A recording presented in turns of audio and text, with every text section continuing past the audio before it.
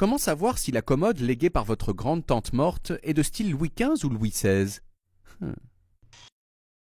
Votre grande-tante était une femme remarquable. Malheureusement, elle est décédée le mois dernier et vous êtes triste.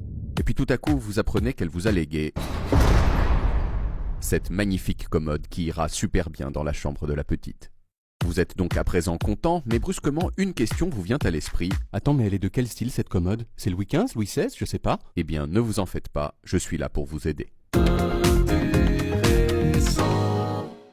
Intéressant. L'une des choses que l'on peut faire lorsqu'on veut bien comprendre les différents styles de commodes, c'est d'aller au musée du Louvre à Paris, qui possède l'une des plus belles collections de meubles au monde, et notamment des meubles Louis XV et Louis XVI. Voici par exemple une applique Louis XV, et voici une applique Louis XVI. Voici un bureau Louis XV et un bureau Louis XVI. Voici enfin une commode Louis XV et une commode Louis XVI.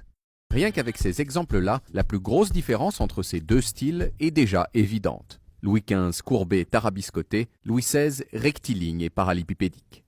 Prenons les pieds des meubles par exemple. Voici les pieds d'une petite table Louis XV, courbés comme des jambes de cow-boy.